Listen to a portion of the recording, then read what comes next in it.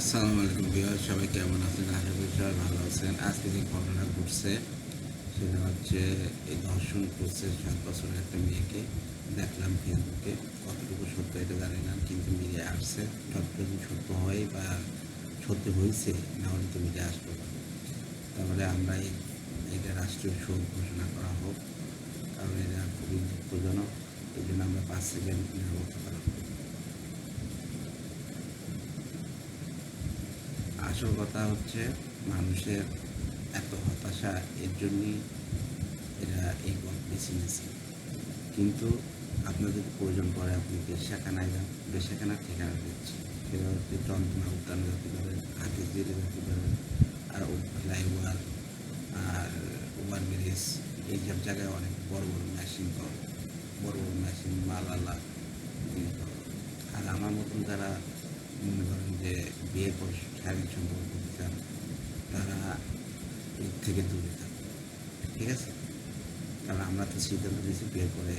আর যারা হচ্ছে কন্ট্রোলে পারতেছেন না, তারা হচ্ছে এইসব জায়গায় গিয়ে এখন অন্তত শিশুদেরকে আপনারা নিধন করেন। শিশুদের দেখলে তো মায়া লাগে, এতে আপনাদের করবে, এতে হচ্ছে আপনাদের মন মানসিকতা এবং মানসিক অবক্ষয়, ব্রেন আউট হয়ে গেছে, এরকম এরকম যদি হয় তাহলে আপনারা আর এদের যাদের মেন্টর আছে, ইয়ে মানে বড় বড় নেতারা ভাই আছে, তারাও আপনারা উপদেশ দেবেন যে এইসব জায়গায় যাও, তাহলে হচ্ছে এইসব জায়গায় হচ্ছে 200 টাকা থেকে শুরু করে 50 টাকা থেকে শুরু করে এরকম 1000 টাকার মতন আছে, তাদের সাথে আপনি ইয়ে করতে পারেন।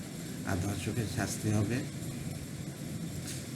শাস্তি হবে এমন মৃত্যুদণ্ড, এমন মৃত্যুদণ্ড হবে যাতে হচ্ছে রূপ পর্যন্ত কেঁপে ওঠে। রূপ বোঝেন, আত্মা পর্যন্ত কেঁপে ওঠে।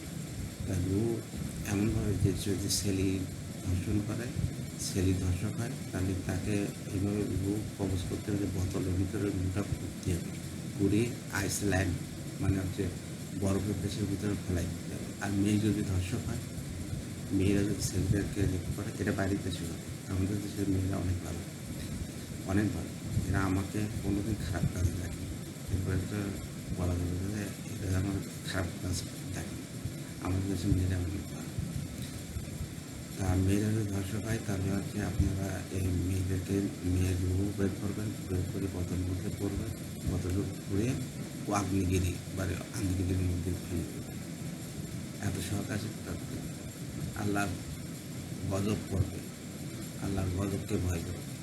আল্লাহ যখন গজব করবে তখন আর কিছু বলার কিছু থাকবে না, কেন্দ্রীয় কুল পাবেন না। আল্লাহর গজব অত্যন্ত মারাত্মক। তখন সব এলাকায় হচ্ছে, সব দেশে, পৃথিবী পুরোটায় বাস থাকে আল্লাহ যখন গজব করবে। তাহলে আগে থেকে সাবধান হবে, আল্লাহকে ভয় করুন। আপনি যেমনভাবে চলতেছেন বা এই করতেছেন, 5 ওয়াক্ত নামাজ পড়লে চালে হয় না।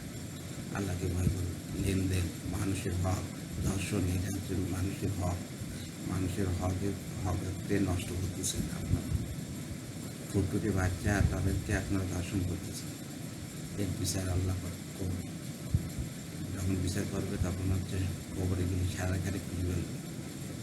অত সহজ না। আমরা পুরুষ মানুষ না, আমরা চলতে দিই বলি জুটলে যার ভাগ্য চলবে তার। আর যদি এটা অ্যাক্সিডেন্ট না, এটা হচ্ছে শয়তান ভর করেছে। ঝাড়াতে হবে, ঝাড়াতে গেলে রুয়া আলাদা করতে হবে শরীর থেকে। রুয়া আলাদা করে, কারণ মানুষ বাঙালি হচ্ছে মৃত্যু ভয় পায় না, বাঙালি হচ্ছে মৃত্যু ভয় পায় না। তার জন্য ওগুলো দূর ওপর আঘাত হতে হবে। তার জন্য আল্লাহ পাক দূর ওপর আঘাতের কথা বলেছে। ঠিক আছে? 5 ওয়াক্ত নামাজ পড়েন, এসব ভণ্ডামি বাদ দেন। আর শুধু 5 ওয়াক্ত নামাজ হজ করে আসলাম, দুনিয়াটা কেমন যেন হয়ে গেছে, টাকার কাছে সব হয়ে গেছে। কারণ যার টাকা আছে সে ইচ্ছা করলে একটা মেয়েকে করতে পারে। মেয়েরাও হচ্ছে এমন হয়ে গেছে যে তারা টাকার কাছে ধরা দেয়। কারণ আমরা তো মিথ্যে কথা বলতে পারি, আমি তো মিথ্যে কথা বলতে পারি।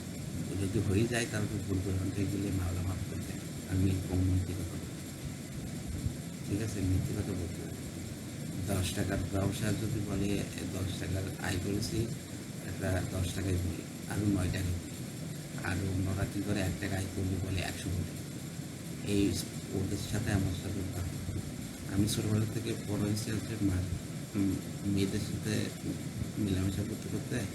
মানে বন্ধু বান্ধব করতে করতে ওদের কাছে মানুষ এসেছে, কিন্তু ওরা অনেক ভালো মানুষ।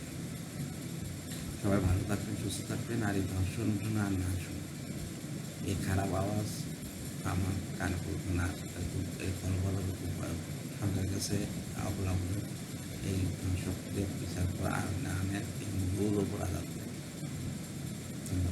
ভালো থাকবেন, সুস্থ থাকবেন। আমাদের ইউটিউব চ্যানেল আপনারা সাবস্ক্রাইব করবেন, দয়া করে লাইক কমেন্ট শেয়ার করবেন। ধন্যবাদ। আল্লাহ হাফেজ।